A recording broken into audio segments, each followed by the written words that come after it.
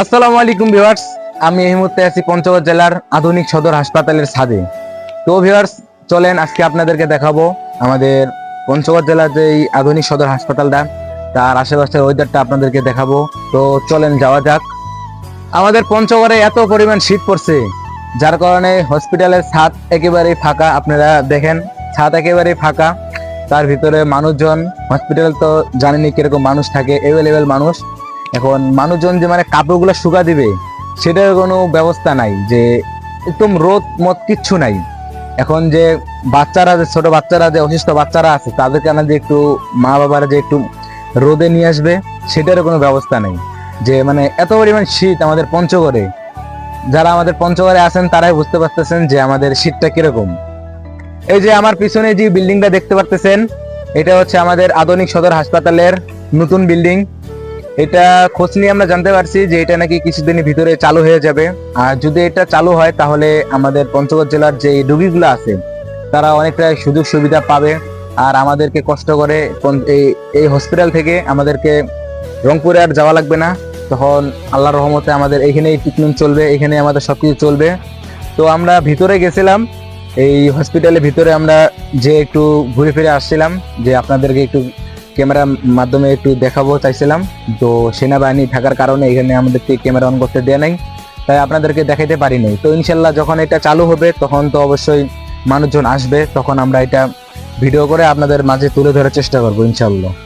আপনাদেরকে আরেকটা জিনিস দেখাই, যেটা আমি নিজেও জানতাম না, ফার্স্ট টাইম জানলাম, যে আমাদের পঞ্চগড়ে যে নার্স, মানে যেই নার্সগুলো আছে হসপিটালের, তারা যে পড়াশোনাটা করে নার্সিং এ, তা এটা আমাদের হসপিটালের পাশেই। তো দেখেন, আপনারা নিজেরাও দেখেন যে এখানে যে এটা আছে, আমরা নিজেও জানতাম না।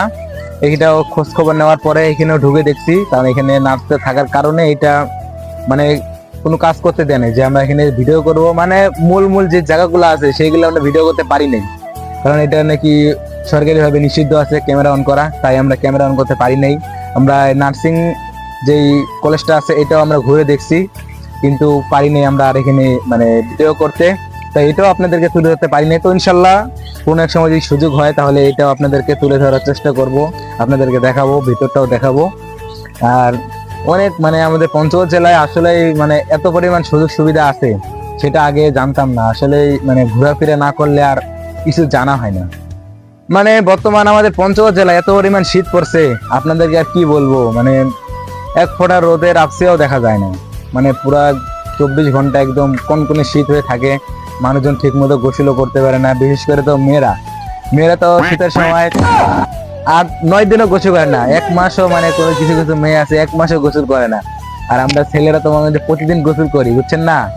এখন মানে যাই হোক, এখানে ওইটা না বলাই ভালো। মানে আমাদের পঞ্চগড়ে শীতটা আসলেই এইবার মানে ফার্স্ট টাইম যে আমাদের পঞ্চগড়ে এত পরিমাণ শীত পড়ছে। তো আসলে শীতটা অনেক ভালো লাগে, উপভোগ করতে অনেক ভালো লাগে। কোনো রোদ নাই, একদম মানে এমন একটা ভাব যে বৃষ্টি পড়বে। আপনারা একটু চারপাশটা একটু দেখেন, যে কোনো রোদ নাই, একদম নিস্তব্ধ, শুধু হালকা পাতলা একটু গাড়ির শব্দ শোনা যায়, তাছাড়া আর কিছুই নেই। তো ভিউয়ার্স, আমি আমার চ্যানেলগুলোতে, ফেসবুক আইডিতে, ফেসবুক পেজে আমি ঠিকমতো ভিডিও দিতে পারতেছি না। মূলত 1 মাস ধরে আমার ঠিকমতো কোনো ভিডিও আসতেছে না, আপনারাও আমার ভিডিও দেখতে পাচ্ছেন না। তার কারণ হচ্ছে আমার নানি অসুস্থ, আমার নানি প্রচুর পরিমাণে অসুস্থ, যার কারণে আমি নানিকে সময় দিচ্ছি, নানির খেদমত করতেছি এখন, যার কারণে ভিডিও করার সময় পাইতেছি না। তো আপনারা একটু বেশি বেশি সাপোর্ট করবেন, যেন আমার আইডিটা যেন ঠিক থাকে। আর আপনাদের ভালোবাসা না পেলে তো আর আগে যেতে পারবো না।